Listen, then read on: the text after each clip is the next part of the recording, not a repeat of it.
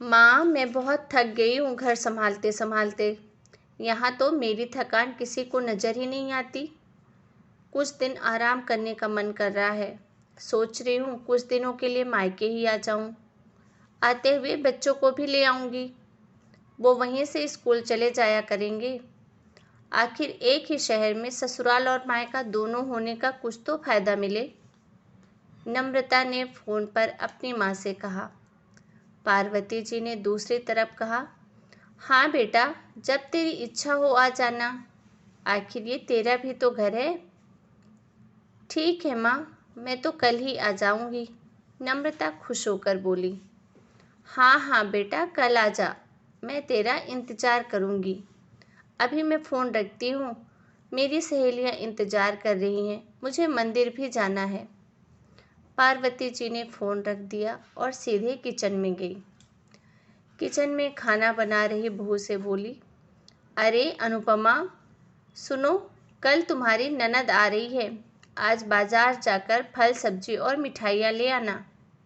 बेचारी मेरी बेटी ससुराल में नौकरों की तरह काम करती रहती है और वहाँ पर उस पर कोई ध्यान भी नहीं देता। यहाँ आएगी तो कुछ दिन अच्छे से रहेगी। उसका मन तबीयत सब अच्छे हो जाएंगे। सास के मुंह से ऐसी बातें सुनकर अनुपमा का चेहरा उतर गया। वह मन ही मन सोचने लगी, काश आपको मेरी भी थकावट नज़र आती। मैं भी दिन रात झाड़ू पोछा बर्तन खाना मार्केट जाना हर वो काम करती हूँ जिससे मेरे परिवार वालों को कोई प्रॉब्लम ना हो। लेकिन मुझ पर भी तो यहाँ कोई भी ध्यान नहीं देता। काश ये बात आप समझ पाती और आप मुझ पर भी थोड़ा ध्यान दे पाती।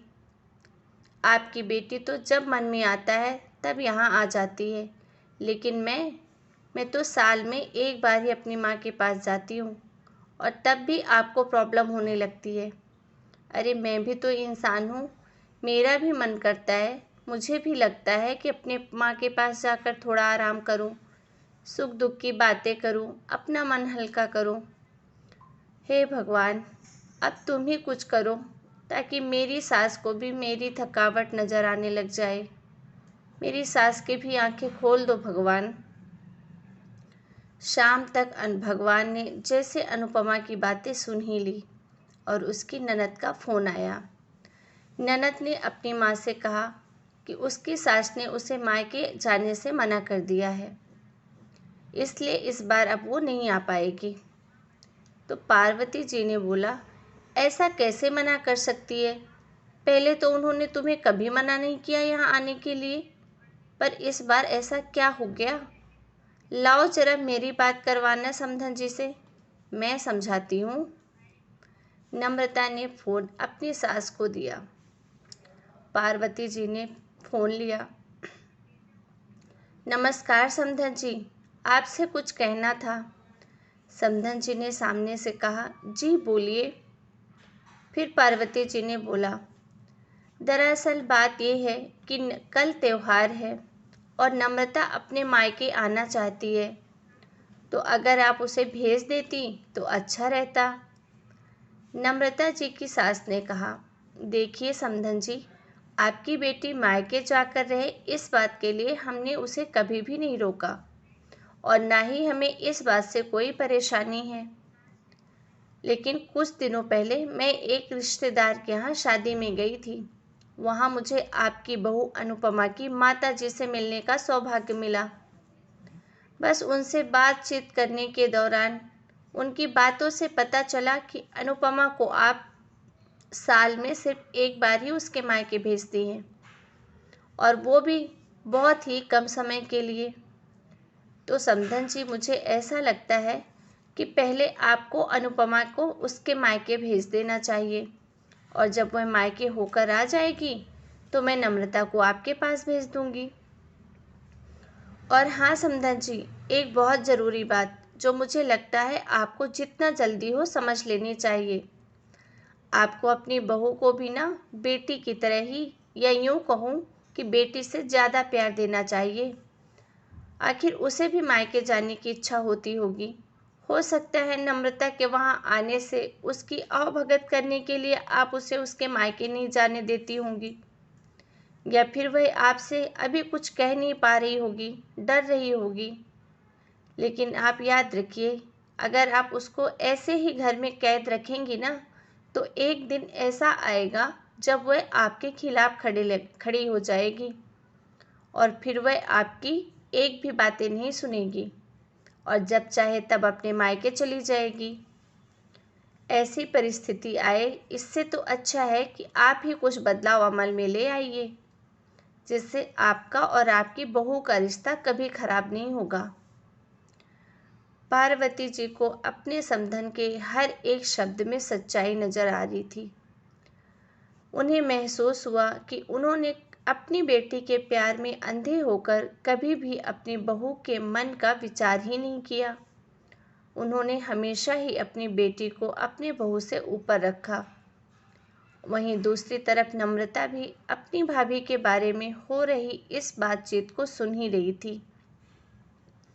उसे भी रियलाइज हुआ कि वह कभी भी अपनी भाभी के साथ ठीक से बात भी नहीं करती थी और जब जब वह अपने मायके जाती थी तो भाभी उदास ही दिखती थी।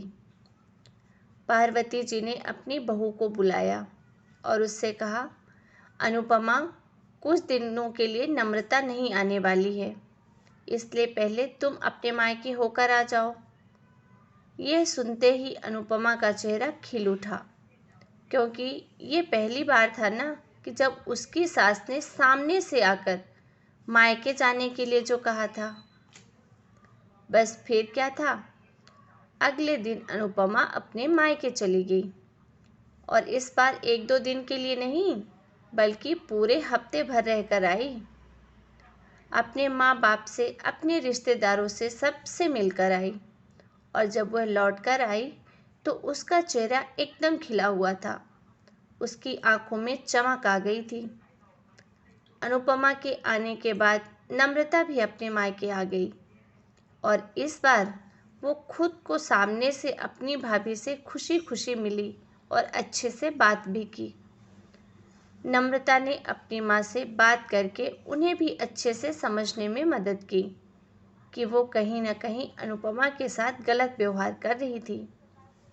और वहीं दूसरी तरफ अनुपमा अपने ससुराल वालों के बदले रवैये से बहुत खुश थी।